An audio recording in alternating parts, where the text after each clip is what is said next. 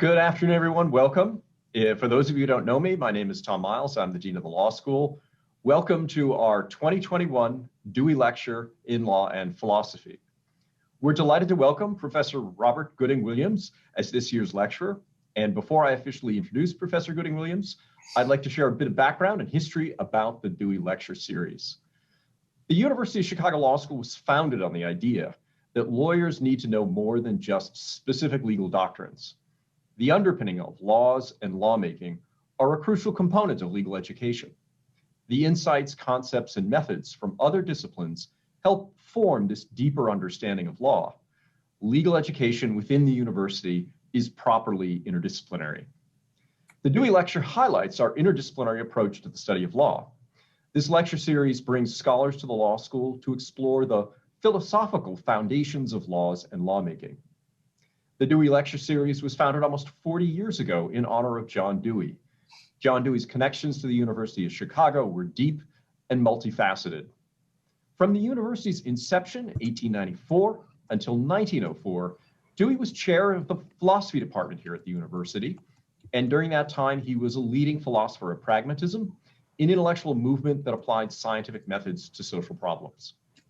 In addition, Dewey created the University of Chicago's Laboratory School in 1896, a vitally important part of our university that continues to flourish today. In 1981, our then dean of the law school, Gerhard Casper, decided that the law school should recognize Dewey's ties to the university and his contributions to legal theory. He corresponded with philosopher Sidney Hook, who was then the president of the John Dewey Foundation, about establishing a lectureship in Dewey's name at the law school. Hook readily agreed to fund the Dewey Lectureship in Jurisprudence, and since then, many esteemed philosophers have delivered the Dewey Lecture. They include Nobel Prize winner Amartya Sen, Ronald Dworkin, Amy Gutman, Richard Rorty, and our own Martha Nussbaum. In addition, John Rawls' famous paper, The Idea of Public Reason Revisited, was a Dewey Lecture and was published in volume 64 of our Law Review. The Law Review is especially delighted to welcome this year's speaker, because in doing so, we welcome him back to the University of Chicago. Professor Robert Gooding-Williams is the M. Moran Weston Black Alumni Council Professor of African American Studies and Professor of Philosophy and of African American and African Diaspora Studies at Columbia University. Professor Gooding-Williams is also the director of Columbia's Center for Race, Philosophy, and Social Justice. His research and teaching interests include social and political philosophy, the history of African American political thought, 19th century European philosophy, existentialism, and aesthetics. Prior to joining the faculty at Columbia, Professor Gooding-Williams was, as I mentioned, a faculty member here at the University of Chicago, where he was the Ralph and Mary Otis Isham Professor of Political Science. Previously, he held professorships at Northwestern, Amherst College, and Simmons College. He received both his doctorate and his undergraduate degrees from Yale. Professor Gooding-Williams is the author of numerous articles, and I highlight here 3 of his books: Zarathustra's Dionysian Modernism, Look a Negro, Philosophical Essays in Race, Culture, and Politics, In the Shadow of Du Bois, Afro-American Political Thought in America. In the Shadow of Du Bois received the American Political Science Association's award for the best book on race, ethnicity, and political thought. And over the course of his career, Professor Gooding-Williams has been awarded numerous prestigious fellowships, including an NEH Independent Scholars and Teachers Fellowship, 2 Andrew Mellon Faculty Fellowships, and a Lawrence A. Rockefeller Fellowship from Princeton University's Center for Human Values. We're honored to have Professor Gooding-Williams deliver this year's Dewey Lecture. And following the lecture, Professor Martha Nussbaum will facilitate our Q&A session. Now, to our audience, Professor Nussbaum needs no introduction. Professor Nussbaum is the Ernst Freud Distinguished Service Professor of Law and Ethics here at the University of Chicago. She's jointly appointed in the law school and in the philosophy department. In her teaching, scholarship, and intellectual life, Professor Nussbaum encourages meaningful and illuminating dialogue and collaboration across disciplines, and therefore I'm delighted she's going to lead our Q&A after the lecture. Thank you to all of our attendees today. Thank you again to Professor Gooding-Williams and Professor Nussbaum for what I know will be an outstanding program. Professor Gooding-Williams' topic is Beauty as Propaganda, on the political aesthetics of W.E.B. Du Bois. Please join me now in welcoming Professor Gooding-Williams. Let's see. Okay, can you hear me?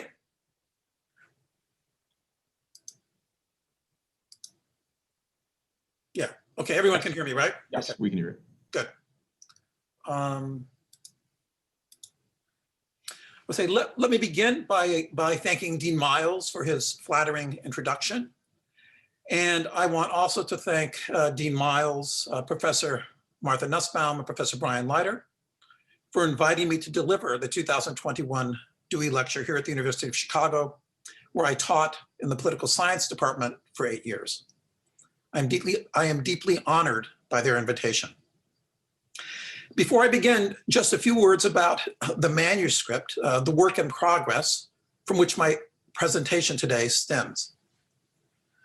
It is entitled Du Bois's Political Aesthetics, the Ends of Democracy and the Ends of Beauty. It is a study of Du Bois's exploration of the role that aesthetic education can play in combating white supremacy, which Du Bois believed functioned domestically and internationally to thwart the democratic political aspirations of the Earth's, what he called darker peoples, thus intensifying their vulnerability to imperialist economic exploitation and anti-Black mob violence. In my talk this afternoon, I examined Du Bois's treatment of the relationship between beauty and propaganda.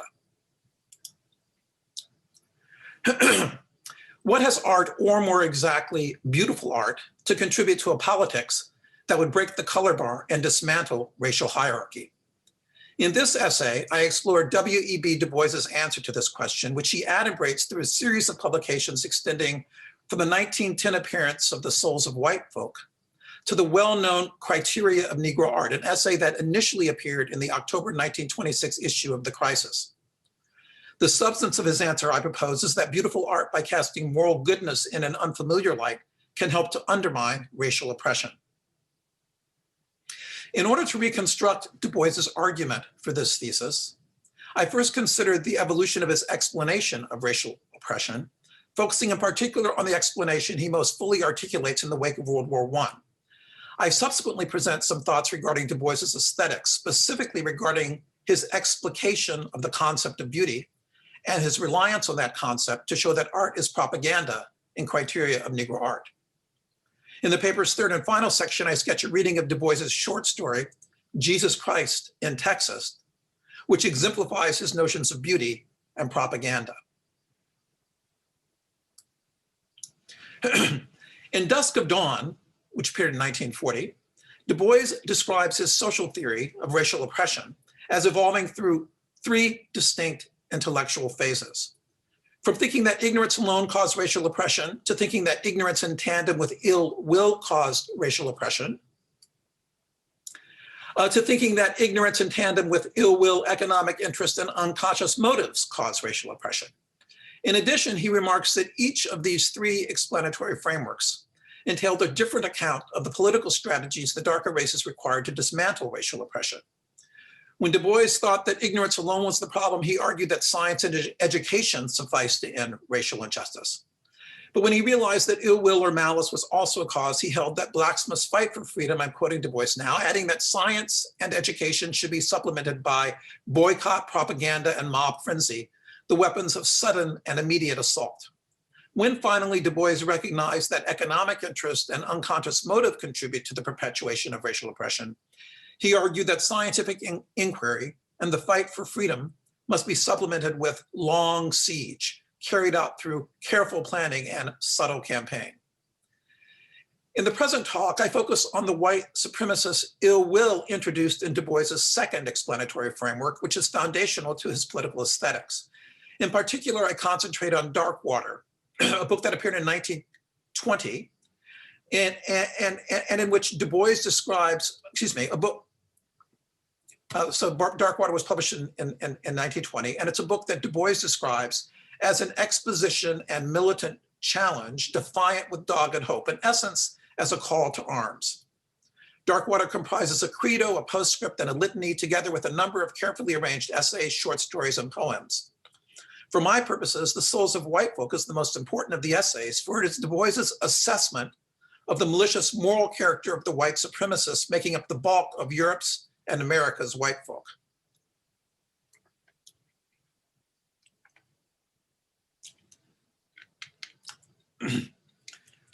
Indeed, that essay, The Souls of White Folk, is Du Bois's primary contribution to the moral psychology of white supremacy. That is, to the study and analysis of the white supremacist habits of mind that he maintains the souls of white folk typically exhibit.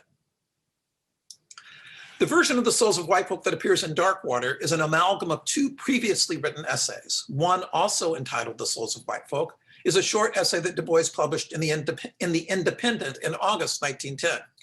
The other, of The Culture of White Folk, he published in the Journal of Race Development in April 1917. While the 1920 version of Souls incorporated elements of the earlier 1910 version, most notably in its opening several pages, and its concluding depiction of a white Prometheus bound by the fable of white supremacy, the main body of the later essay is drawn from Of the Culture of White Folk. In what follows, I draw on all three essays, including passages from the journal publications that Du Bois excluded from Darkwater. I begin with Du Bois's account of white religion and white Christianity. Du Bois writes that white religion, he says, is an utter failure. He adds that a nation's religion is its life as such. He adds that a nation's religion is its life as such, and as such, that white Christianity is a miserable failure. What, however, is white Christianity?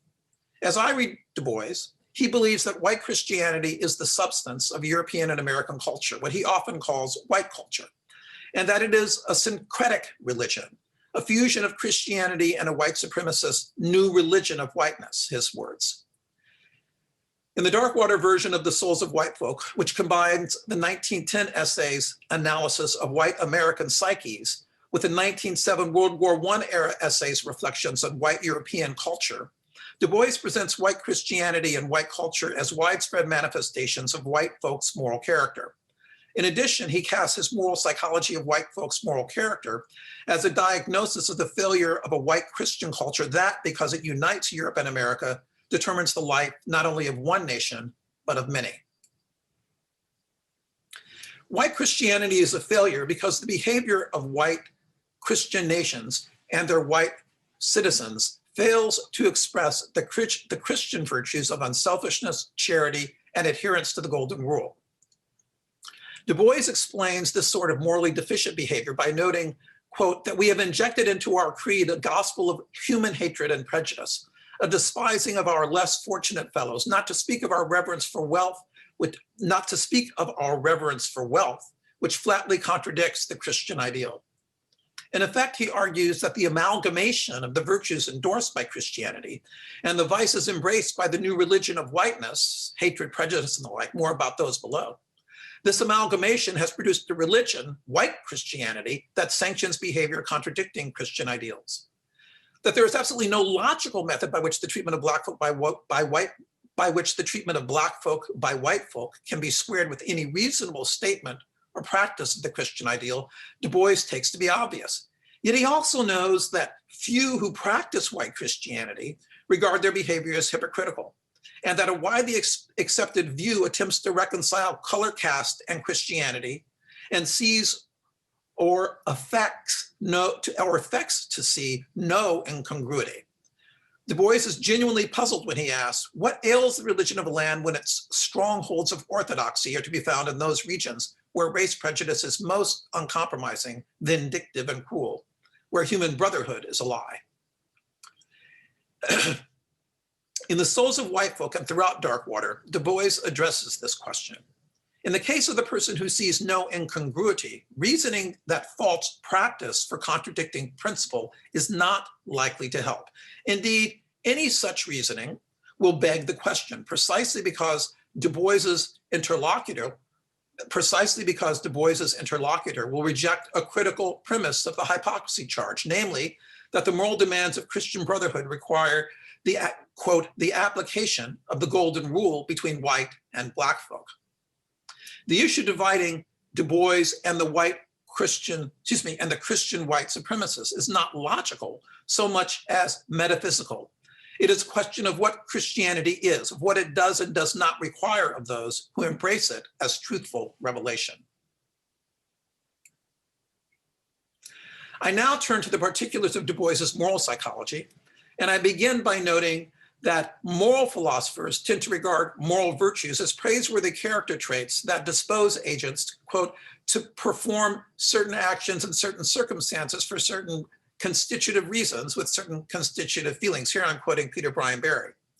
On this view, virtues are partly constituted by motivational dispositions, but also affective and cognitive ones, say to have certain beliefs about other people and feelings about them.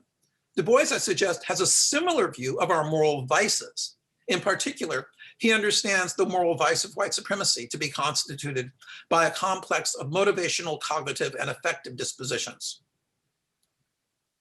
Consider, for example, Du Bois's description of that vice in the third chapter of Darkwater, entitled The Hands of Ethiopia.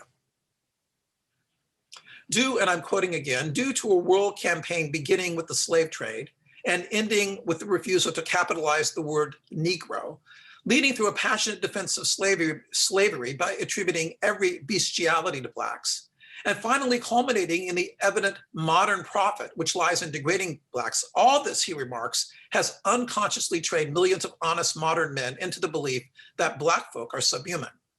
This belief, Du Bois continues, is not based on science, else it would be a postulate of the most tentative kind, ready at any time to be withdrawn in the face of facts. The belief is not based on history, for it is absolutely contradicted by Egyptian, Greek, Roman, Byzantine, and Arabian experience. Nor is the belief based on any careful survey of the social development of men of Negro blood today in the social development of men of Negro blood today in Africa and America. It is simply passionate, deep-seated heritage, and as such can be moved neither by argument nor fact. Our modern contempt of Negroes rests upon no scientific foundation. It is nothing more than a vicious habit of mind. End of quotation.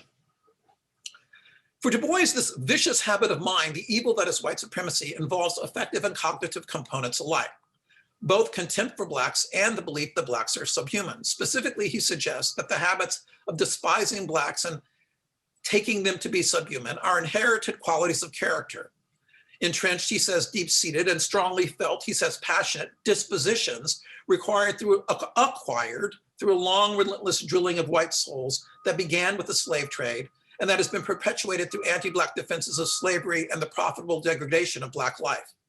In Du Bois's view, the modern discovery of personal whiteness, what he sometimes sarcastically describes as a sudden emotional conversion, the world's awakening to see and feel itself as white and by that token, wonderful. All of that, Du Bois says, is in fact the result of an historically extended process of subject formation, an extended story of the progressive deformation of the moral character of white folk. Individual white subjects have come habitually to disdain Blacks and to regard them as subhuman, even as they have come to affirm and take delight in their own superiority, not because science and historical inquiry support their views, in fact, they speak against them, but because the longue durée of modern slavery, its ideological justifications, and the ongoing abasement of Black life have trained their psyches, endowing them with a distinctively modern mode of moral viciousness that is impervious to argument and to the evidence that speaks against it. In the Darkwater version of The Souls of White Folk, Du Bois's synthesis of the 1910 and 1917 essays paints a complex portrait of the white supremacist cognitive, affective, and motivational dispositions. With respect to his cognitive traits, Du Bois claims that the white supremacist is disposed not simply to believe, one, that Blacks are subhuman, but two, that whites have the exclusive right to possess, enjoy, and dispose of the earth in perpetuity, or as Du Bois says, that whiteness is ownership of the earth. And three, that whites' right of ownership is, to borrow Jeremy Waldron's term, a responsibility right, in essence, a right that carries with it certain obligations, including the philanthropic duty to advance the welfare of the world's dark, ignoble races, and the colonial duty to divide up the darker world and administer it for Europe's good. Picturing himself as a triumphant, world-mastering demigod, the white supremacist proudly endorses these beliefs, Du Bois says, with disconcerting seriousness. With respect to the white supremacist's affective dispositions, the 1920s Soul several times mentions his contempt for non-whites, repeatedly emphasizing his tendency to despise them, the white supremacist tendency to despise them. but saves its most vivid treatment of white supremacist affect for its depiction of hatred. And now a longish quote. Du Bois writes, "The descent into hell is easy. On the pale white faces which the great billows whirl upward to my tower, I see again and again a writing of human hatred, a deep and passionate hatred vast by the very vagueness of its expressions. Down through the green waters on the bottom of the world where men move to and fro, I have seen a man, an educated gentleman, grow livid with anger because a little silent black woman was sitting by herself in a Pullman car. He was a white man. I have seen a great grown man curse a little child who had wandered into the wrong waiting room searching for its mother. Here, you damned black," he was white. In Central Park, I have seen the upper lip of a quiet, peaceful man curl back in a tigerish snarl of rage because black folk rode by in a motor car. He was a white man. We have seen, you and I, city after city, drunk with ungovernable lust of blood, mad with murder, destroying, killing, and cursing, torturing human victims because somebody accused of crime happened to be the same color as the mob's innocent victim, and because that color was not white. We have seen, what have we not seen right here in America, of orgy, cruelty, barbarism, and murder done to men and women of Negro descent. Up through the foam of green and melting waters wells this great mass of hatred and wilder, fiercer violence until I look down and know that today, that to the millions of my people, no misfortune could happen of death, pestilence, failure, defeat, that would not make the hearts of millions of their fellow countrymen beat with fierce, vindictive joy. In Du Bois's view, that's the end of the quotation. In Du Bois's view, white supremacist hatred is a feeling attended by other character traits that the white supremacist tends to express when he acts, as when one hateful man shows disdain for a child he curses, and as when another expresses his belief that it is the prerogative of whites, the owners of the earth, to remind blacks where they may sit. And that feeling, like anti-black contempt and the belief in black subhumanity, appears to be an entrenched and strongly felt quality of character that is impervious to argument and evidence. But white supremacist hatred is not simply a feeling, Du Bois suggests, not simply an affective tendency, for it is also a propensity to act from a particular motive. Specifically, it is a motivational disposition to act from ill will. For Du Bois, white supremacist hatred is at once a feeling of intense dislike for blacks and a tendency to act from ill will towards them. In his description of his descent into hell, he artfully characterizes white supremacist ill will as a desire to injure and do violence to black life. In its more benign expressions, white supremacist malevolence motivates livid looks, imprecations, and snarls. But in its wilder, fiercer forms, it leads to murderous violence and to whites gleefully celebrating black misfortune. Du Bois's depiction of the white supremacist moral character is nuanced and complicated. The white supremacist tendency to act from anti-black malevolence, whether his ill will finds expression in nasty displays of hostility or explicit acts of murder, is an essential feature of the portrait. Certain cognitive and affective tendencies are equally essential, however, for when the white supremacist acts malevolently, he is, one, assuming the truth of a wide range of firmly held beliefs, that blacks are subhuman, that whiteness is ownership of the earth, and so forth, beliefs that he regards as authorizing his actions, and two, expressing a wide range of intensely felt affects, contempt, hatred, and the like, that lend emotional texture to his actions. In Du Bois's view, a combination of interrelated motivational, cognitive, and affective dispositions, including but not limited to ill will directed against blacks, comprises the white supremacist's morally vicious character, or formation of habits and character traits that is implicated whenever the white supremacist mistreats black people. I conclude this section by returning to Du Bois's analysis of white Christianity. Du Bois's white supremacist is a white Christian in whose moral character the virtues of charity and unselfishness sit amicably side by side with the dispositions to hate blacks and to consider them to be subhuman. In the eyes of the white Christian, moreover, white supremacist vice is in fact no vice at all, but itself an expression of virtue consonant with Christian moral virtue and endorsed by the new religion of whiteness. Du Bois describes the souls of Black folk, you remember, as divided by two unreconciled strivings.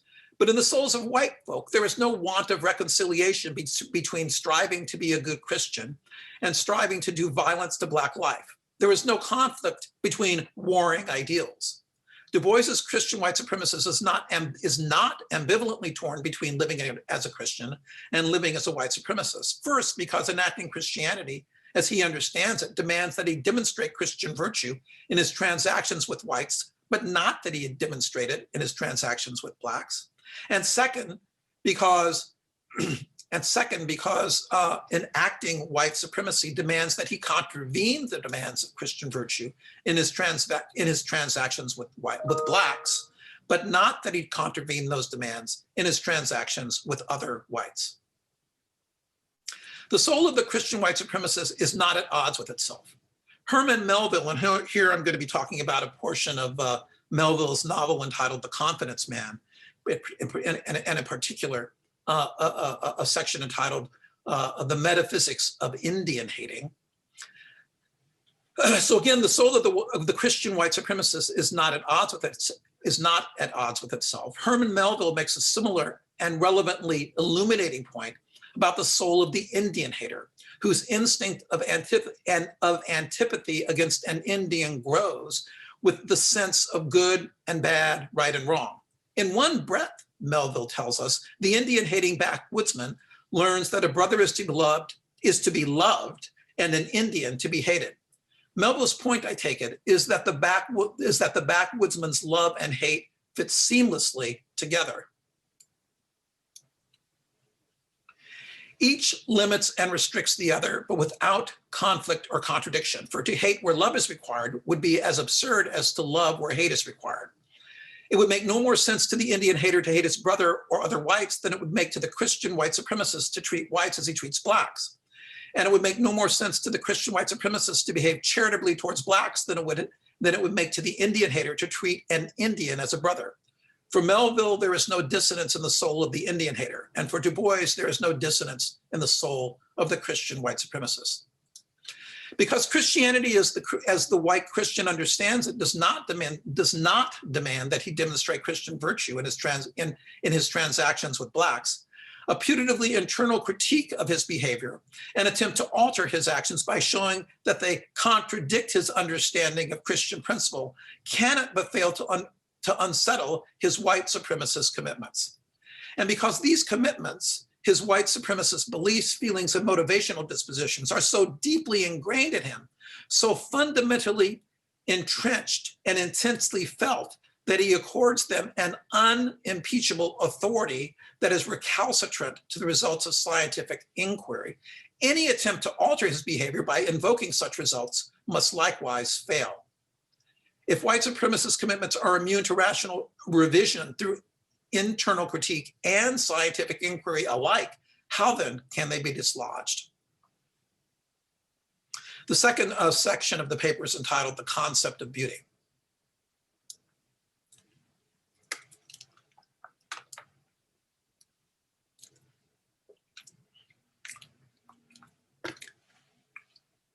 I now turn to criteria of Negro art.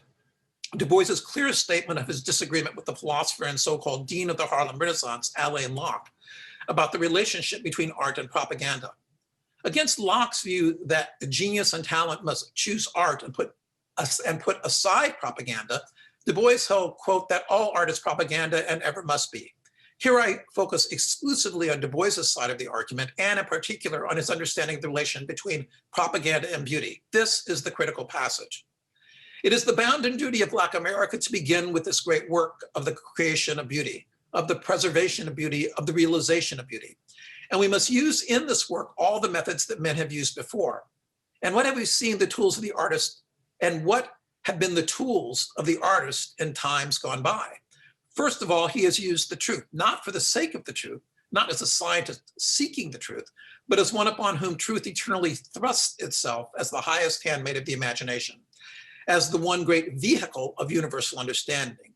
Again, artists have used goodness in all its aspects of justice, honor, and right, not for the sake of ethical sanction, but as the one true method of gaining sympathy and human interest. The apostle of beauty thus becomes the apostle of truth and right, not by choice, but by inner and outer compulsion. Free he is, but his freedom is ever bounded by truth and justice. Thus, all art is propaganda and ever must be, despite the wailing of the purists.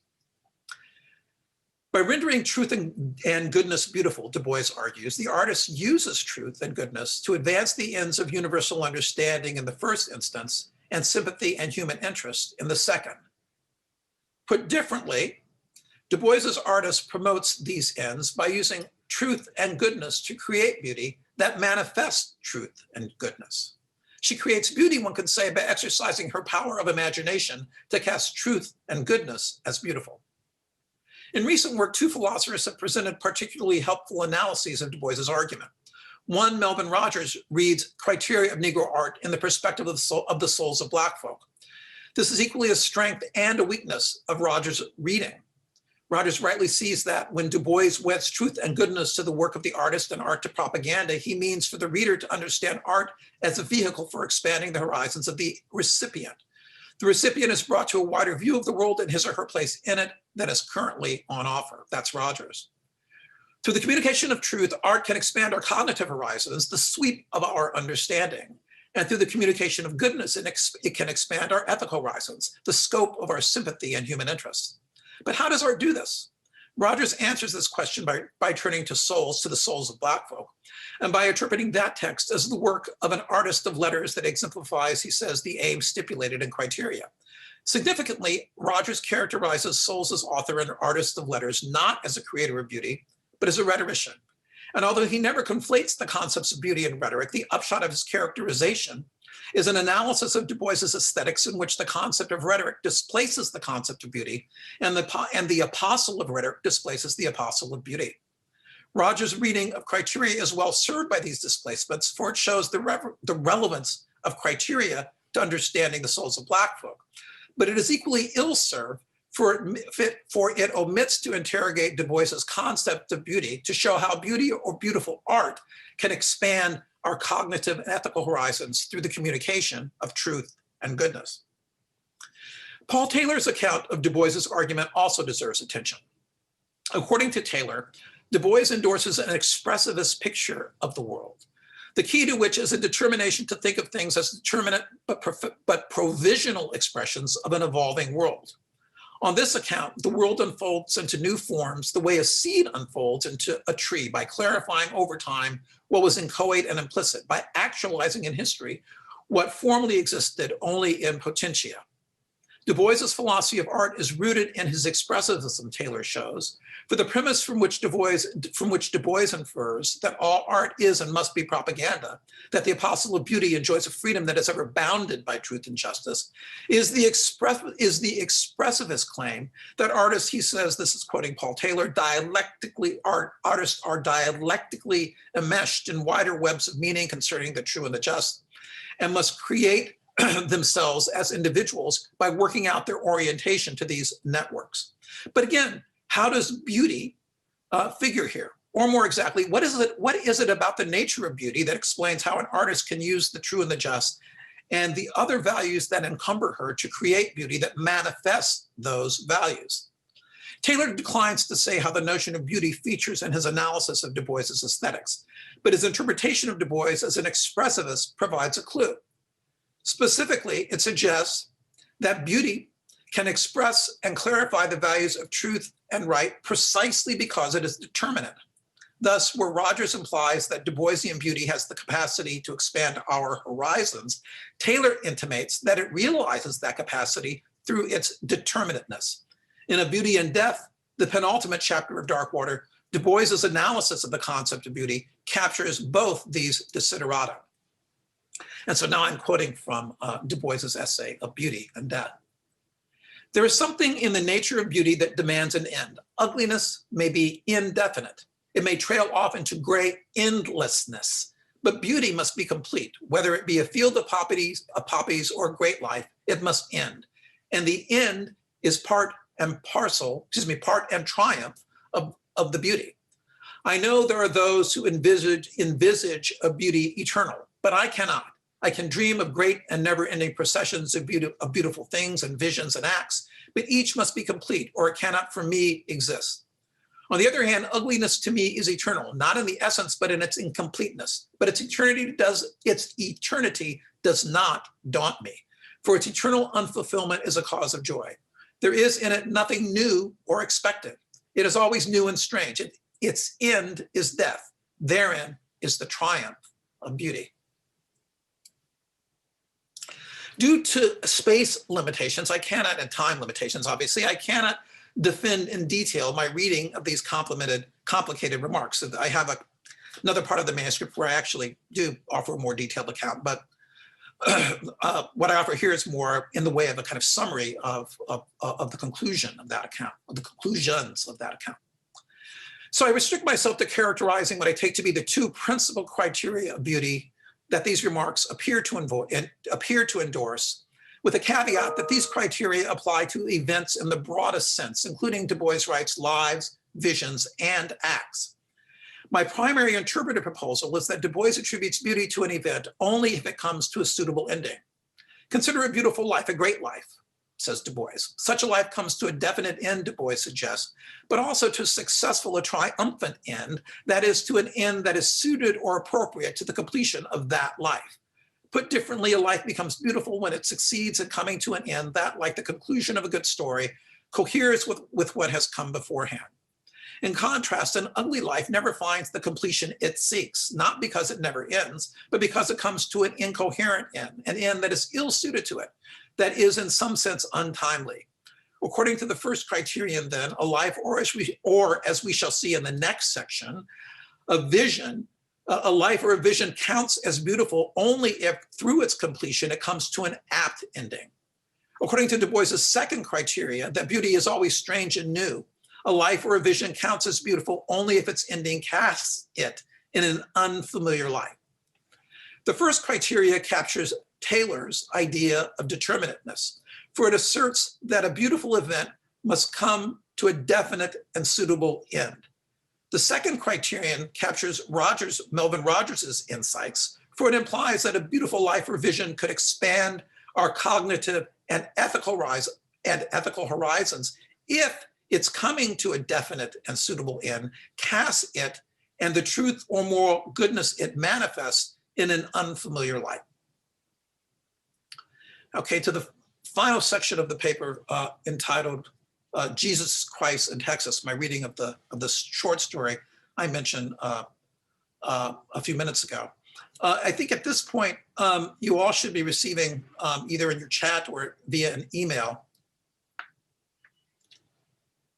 two images, one a painting by Dürer and another from the Crisis, about which I will be talking.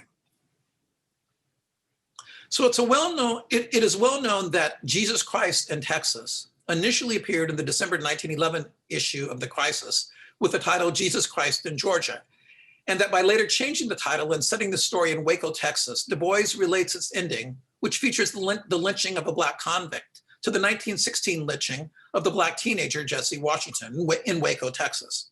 Less well known, however, is that the heading of the cover of the December 1911 journal issue was emblazoned with the title Christmas Crisis. That below that heading, Du Bois set an image of Albrecht Dürer's 1504 painting of the Epiphany, Adoration of the Kings, and that Du Bois alluded to the painting and foreshadowed the conclusion of the story by placing the image of a crucified Christ looking down at a photo of a lynched Black man atop the page on which the story begins. Drawing on these less familiar considerations, I read Jesus Christ in Texas as Du Bois's defense of two claims, tying his moral psychology of white supremacy to his analysis of the concept of beauty. The first is that the beauty of a beautiful vision can subvert the Christian white supremacist religious metaphysics. Again, her understanding of what Christianity is, of what it does and does not require of those who embrace it. And in this way, dislodge her white supremacist commitments. The second is that humanly crafted works of art that express such visions, like paintings that rank with Dürer's artistic achievements, and like the short story itself, perhaps, can similarly affect the white supremacists. So now to the story. A tall stranger overhears a negotiation between the colonel, who needs laborers to build a railroad line, and a promoter who promises that leasing convicts will make the colonel a millionaire. After striking a bargain with the promoter, and after a short exchange with the stranger, the colonel, a white man who in the twilight takes the stranger to be white, invites him to ride to town with him, his wife, and his little girl. During the trip, the stranger's long cloak-like coat gives the colonel and other members of his family the impression that he is a foreigner. Anticipating the arrival of the guests she has asked to dinner, including the judge, the judge's wife and daughter, and a rector, the colonel's wife wonders whether she should invite their apparently cultured companion to join them. Upon arriving home, she decides finally to ask him in, but when she rings for the butler to bring tea and switches on a blaze of light to illuminate the dark parlor, she is stunned. In Du Bois's word, with one accord, they all looked at the stranger, for they had hardly seen him well in the glooming twilight. The woman started in amazement, and the colonel half rose in anger. Why, the man was a mulatto, surely. Even if he did not know or own the Negro blood, their practiced eyes knew it. He was tall and straight, and the coat looked like a Jewish gabardine. His hair hung in close curls far down the sides of his face, and his face was olive, even yellow. It is striking that at this critical juncture of the story, Du Bois's description of the stranger, whom we eventually learn is Jesus Christ, highlights a discrepancy between his racially and ethnically ambiguous looks and the racial classification to which he is subject. As Edward Blum has noticed, Du Bois characterizes the stranger's dress and facial features in ways that could quite reasonably be taken to indicate, quote, a Middle Eastern or Mediterranean ethnic background. In the eyes of Du Bois's Texas white Southerners, however, he is either white, black, a Negro, or a mulatto, which is to say, partially black. From these Southerners' perspective, racial identity is always determinable with reference to the simple opposition between white and not white. And if one is not white, which is to say not purely white, then one's whiteness is due to the fact that one is descended from blacks. In effect, observable ambiguity gives way to the practiced imposition of a conceptual frame of reference that provides for the possibility of unambiguous binomial classification that provides for the possibility of unambiguous binomial classification. Either one is white or not white. And if one is not white, it is because one is either wholly or partially black. In other words, because whether one acknowledges it or not, some quantity of Negro blood runs through one's veins. The remainder of the story emphasizes a series of recognitions and misrecognitions of Du Bois's non-white Jesus Christ. Neither the rector, nor the colonel and his wife, nor the judge and his wife, nor the judge's daughter and the naval officer accompanying her, all of which characters are white, none of these characters recognize that the stranger is Jesus Christ. In contrast, the black nurse sees that the stranger is Jesus and kneels before him in the dust.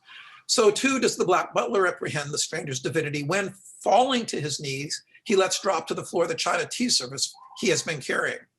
The black convict seems also to recognize that the stranger is Jesus Christ when, after looking into his eyes, he drops the hammer he has been using to pound stones.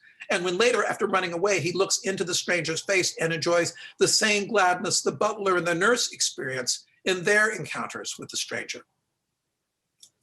Only two white characters appear to recognize that the stranger is Jesus Christ. One is the little girl who converses with him in low tones and who later, with a glad cry, nestles in his arms. The other is the farmer's wife, who appears near the end of the story. There is innocence about the girl as Du Bois depicts her, which implies that she has yet to yield or fully to yield to the character-forming heritage that Du Bois associates with the modern discovery of personal whiteness. Put otherwise, she has yet to acquire the vicious cognitive, affective, and moral dispositions that mark the character of the white supremacist. But the farmer's wife is a different story altogether. For like the colonel and the other white adults appearing in Du Bois's story, she exemplifies that character and personifies its entrenchment, the character of the white supremacist. In his depiction of the farmer's wife, Du Bois draws the portrait of someone whose white supremacist commitments abide peaceably with Christian doctrine. That portrait, I suggest, serves Du Bois as a case study for examining the possibility that beauty can unsettle such commitments. In the story, the farmer's wife is transformed through her beautiful vision of the stranger as Jesus Christ. The farmer's wife begins to converse with the stranger, thinking from his voice that he is white. After recounting something of her life and of her husband's ambition to buy a new farm, she notes that it is hard to get niggers to work, adding that they ought all to be in a chain gang and made to work. After the stranger asks her if she likes all her neighbors, Du Bois writes the following. She hesitated. Most of them, she said, and then looking up into his face and putting her hand into his as though he were her father, she said, "There are none I hate." No, none at all. He looked away, holding her hand in his, and said dreamily, "You love your neighbor as yourself?" She hesitated. "I try," she began. And she looked the way he was looking down under the hill where lay a little half-ruined cabin. "They are niggers," she said briefly. He looked at her. Suddenly, a confusion came over her, and she insisted she knew not why, but they are niggers. With a sudden impulse, she arose and hurriedly lighted the lamp that stood just within the door and held it above her head. She saw his dark face and curly hair. She shrieked in angry terror and rushed down the path. And just as she rushed down, the black convict came running up with his hands outstretched. They met in mid-path, and before he could stop, he had run against her. The convict had run against her, and she fell heavily to earth and lay white and still. Her husband came rushing around the house with a cry and an oath.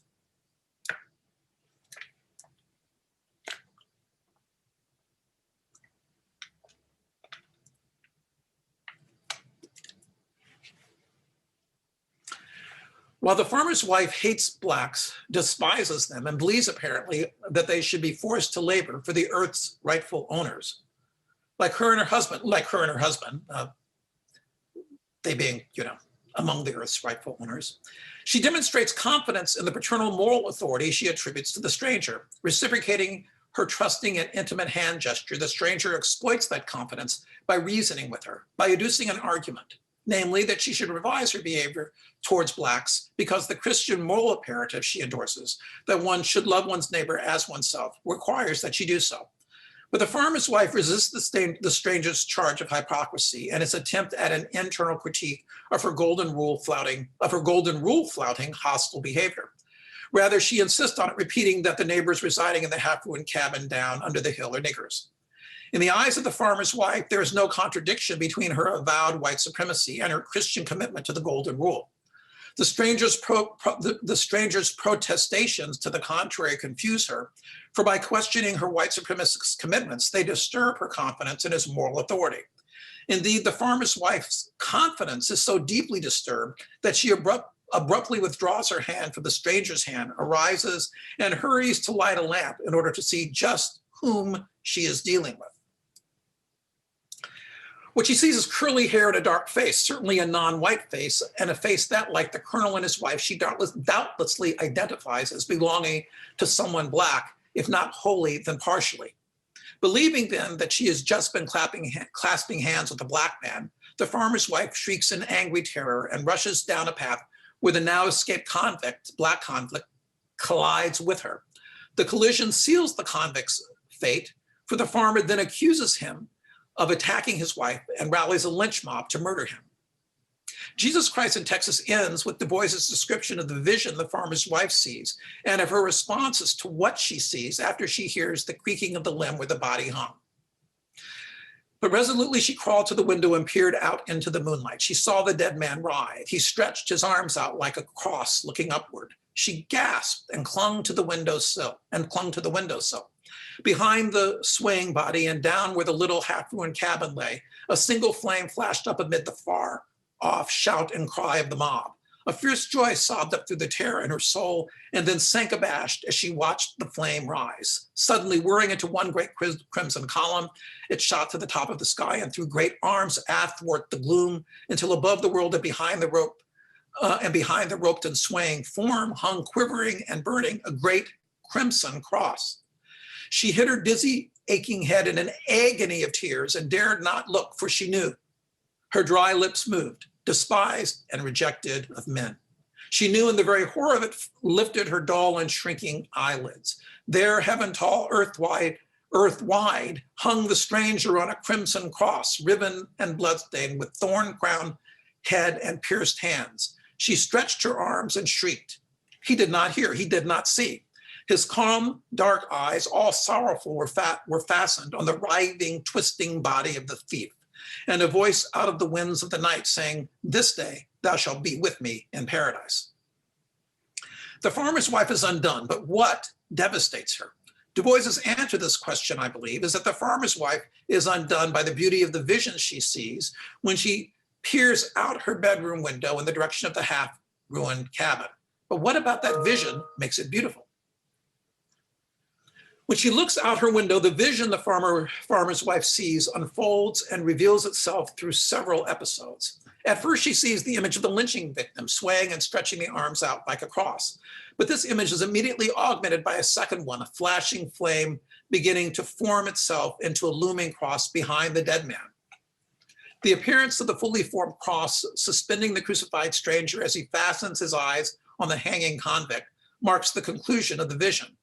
Mouthing the words of the prophet Isaiah, despised and rejected of men, the farmer's wife, recognizing the stranger as Jesus Christ, closely follows the revelation to its end. But is the end apt? Is it suited to the completion of the revelation? Because the farmer's wife knows the Bible, she knows the story of self-sacrifice the vision expresses, and she sees that the vision has come to a fitting end, more precisely to an end that builds upon and coheres with the episodes through which it unfolded, showing Christ accepting death on the cross and attesting to the redemption of a convicted thief. The farmer's wife vision satisfies the first criterion of beauty, for it comes to a suitable conclusion. It also satisfies the second criterion, for it shows Christ's death to have been the self-sacrifice, not of a white Jesus, but of a black suffering servant, demonstrating solidarity with the suffering of other despised and rejected Black people. Put differently, the image of the cross and the lynching tree that concludes the farmer's wife's vision casts the vision's presentation of Christ's self-sacrifice in a light that is unfamiliar to her, namely as the sacrifice of a Black Christ on behalf of the humanity of Black people. Du Bois's description of the farmer's wife's vision is carefully wrought. And here I'm going to say a little bit about the images that I hope you have available to you now. To appreciate its specificity, the specificity of his description of the vision, we need only contrast that description and the picture that foreshadows it to the Dürer artwork to which the picture alludes. The picture foreshadows the end of the story, for it depicts the apex and crossbar of Christ's crucifix as flames shooting above into the sides of his head, and because it portrays Jesus's eyes as fastened on the body of the hanging man placed below him and to his left. And the picture alludes to the adoration of the kings, the Dürer painting appearing on the cover of the Christmas Crisis, by figuring the tilt of Christ's head as he peers down at the lynching victim beside him, as mirroring the tilt of Balthazar's head, Dürer's self-portrait in profile, as he peers at the late arriving Black Magus, a figure set off from the others who dominates the right side of the painting.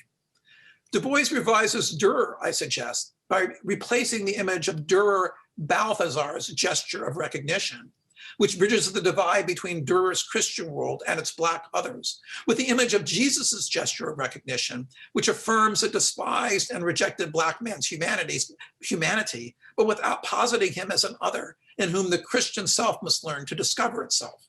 For Du Bois, the juxtaposition of the cross and the lynching tree is paradigmatic of, not incidental to, the substance of Christianity. But what is Christianity? For Du Bois's Christian white supremacists, I have argued, Christianity does not demand that a Christian demonstrate Christian virtue in her transactions with Blacks. Thus, a putatively internal critique of the Christian white supremacist behavior, such as the stranger attempts with the farmer's wife, is bound to fail. Yet the farmer's wife's vision unsettles her in a way that neither the charge of hypocrisy nor scientific inquiry ever could. And that, I suggest, is because it concludes with an image that casts Christ's self-sacrifice and the moral goodness it embodies in a new and unfamiliar light, in a black light, so to speak. Witness to an unfolding vision, the farmer's wife seems first to gasp in terror when she sees the lynched convict, but her terror is soon augmented by joy as the flame she sees begins to form itself into a cross. As the flame rises, finally, and the farmer's wife sees the stranger hanging from the cross, a feeling of shame, of abashment supplements her feelings of terror and joy. The sight of a Black Christ affirming Black people forcibly challenges the farmer's wife's understanding of what Christianity is, of what it requires of her, by asking her to emulate the moral goodness of the crucified stranger, thus implicitly to reform her behavior towards her Black neighbors. If she feels shame, it is because a riveting revisioning of the meaning of the cross has disturbed the white supremacist commitments behind that behavior. Within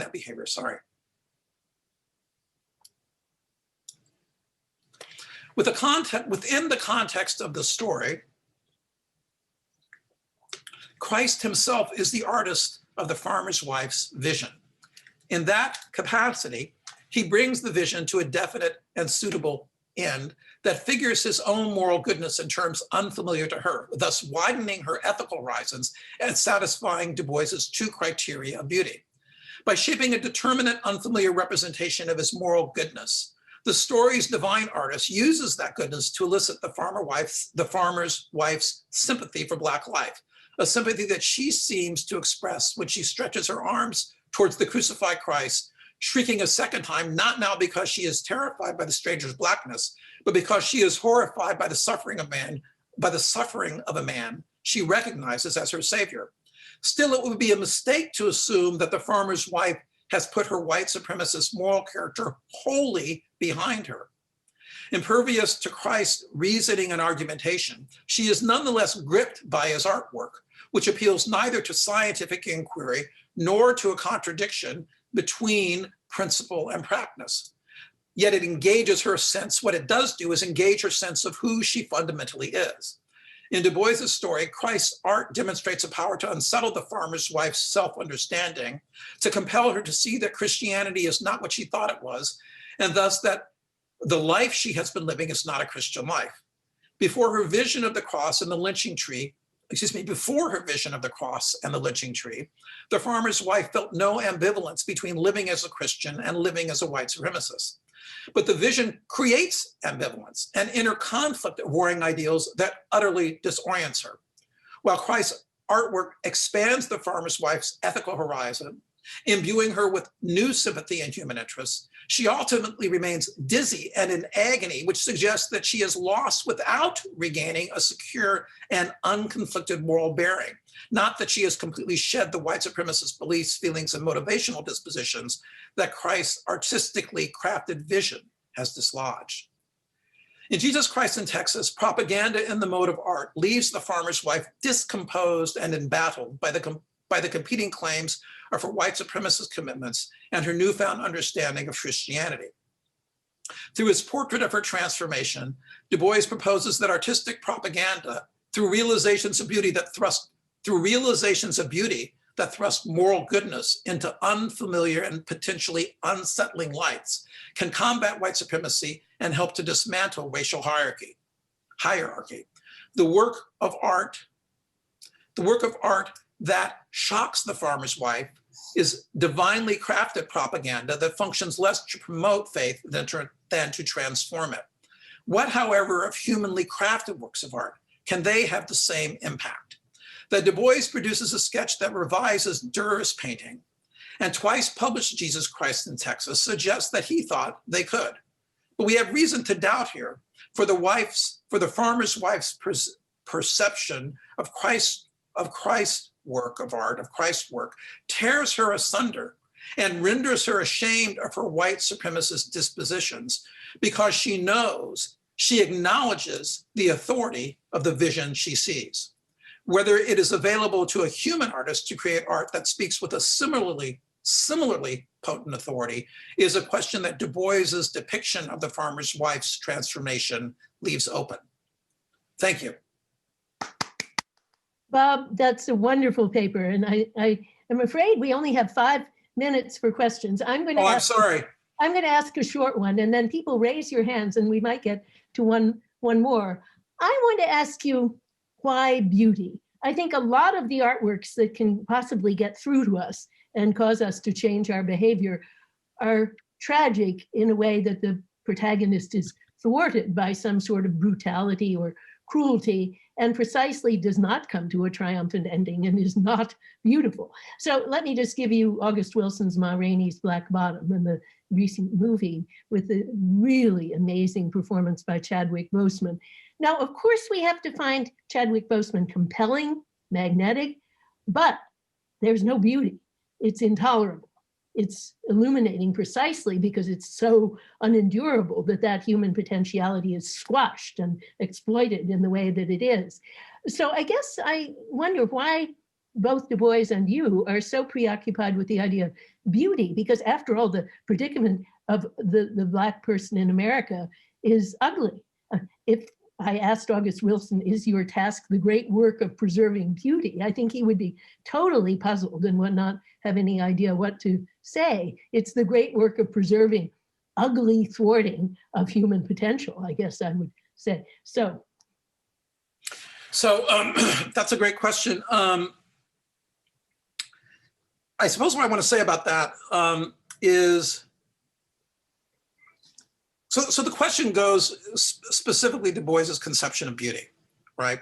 And I think one of the difficulties has to do with the specifics of that conception. I mean, it is a rather particular and unusual conception of beauty. That beauty is about casting moral goodness in a new light, and then the other criterion is some sort of completeness or determinateness. But it's not a conception of beauty that that shall we say is conventional. If for example you're thinking, say with an eye to Burke, Kant, and a certain contrast between the beautiful and the sublime, and where bearing in mind the sublime is often more associated with ugliness than with beauty. So what's curious, I think, about Du Bois's conception of beauty is that sometimes, at least in its application, it seems to resonate more with conventional received conceptions of the sublime. On the other hand, Du Bois does want to contrast beauty as he understands it to ugliness, and the key principle differentiation is this idea of completeness. So there's a longer story here, and I'm sure I'm not doing justice to your question, Martha, but I guess what I mean to be suggesting is the beginning of an answer, which would require that we pay and think through what Du Bois means to be doing with the specifics of his conception of beauty. Just one last thought: when for example Du Bois, recounts his trip to the Grand Canyon, which as you might expect resonates with conventional 18th and 19th century conceptions of the sublime. There too, I think some of the language evokes the conception of beauty that he later articulates. So what's going on there? Well, Casey, can I call on two more people with the proviso that anyone who needs to leave for class can leave, and we don't mind that? Is that okay? That's fine. Okay, Brian Leiter and then Gabriel Lear. Thanks, Martha. Thank you, Bob. Hi, Brian.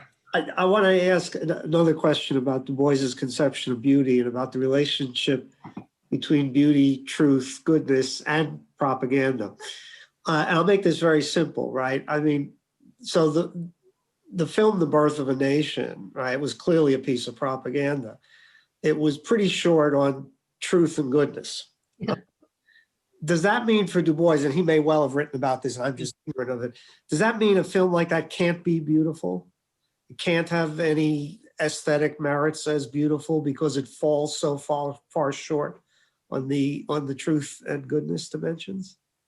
I'm inclined to say yes, and that this is perhaps part of the point of the debate between those who reject, the idea that art is propaganda, right? so to the extent that you maintain that thesis, then truth and goodness have to be a part of the picture. Now, of course, I mean, The Birth of a Nation is, of course, a great example because of its, on the one hand, propaganda for the Klan, for Woodrow Wilson. I don't know if you've seen the version where Wilson, welcomes, praises Griffith, at the White House before, it's this, for the movie.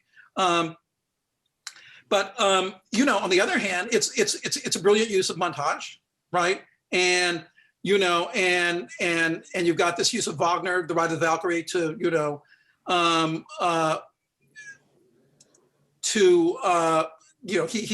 the music that's playing, as the Klan, rides to save the white damsel from being raped, is the ride of the Valkyrie. So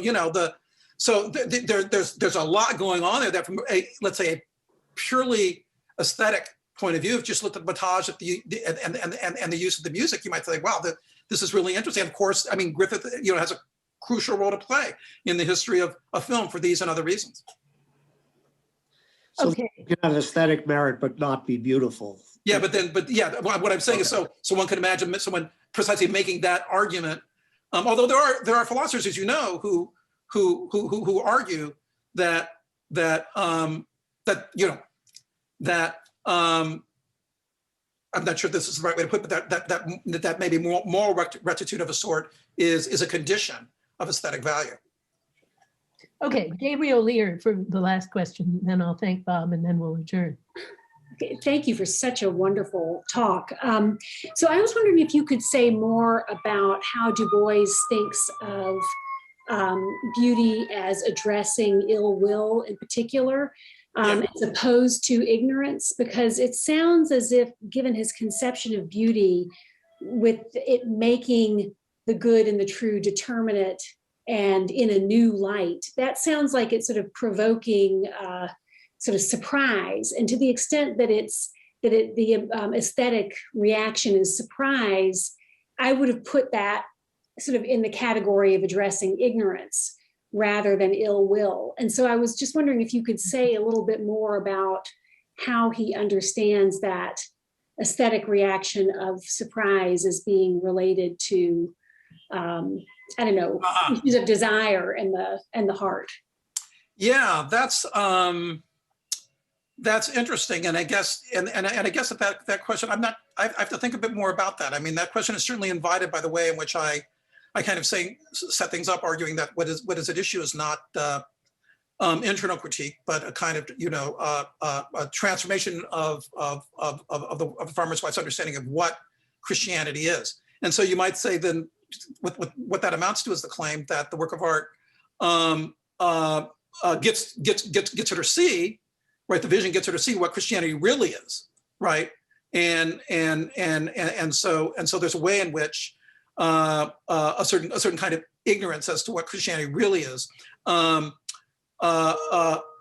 undone. So I see that line of argument. The only thing I'd say, and again I have to think more about it, so this is not a complete answer.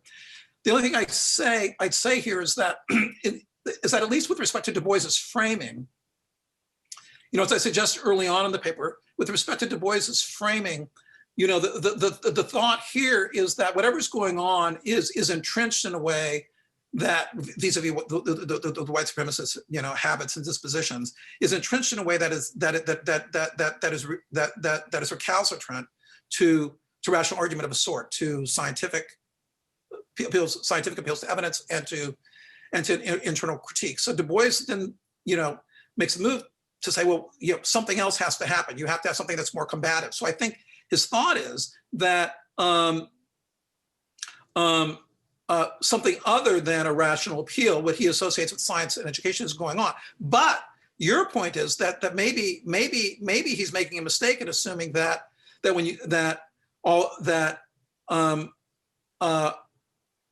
move to a kind of combative, a kind of work of art that's kind of surprising and shocking, although it doesn't work like rational argument, is at the same time can be understood not simply as engaging with deeply entrenched motivational and other habits, but can also be understood as engaging with ignorance, to the extent that the farmer's wife is brought to see again that the fact of the matter about Christianity is not what she thought it is. So I see the point. I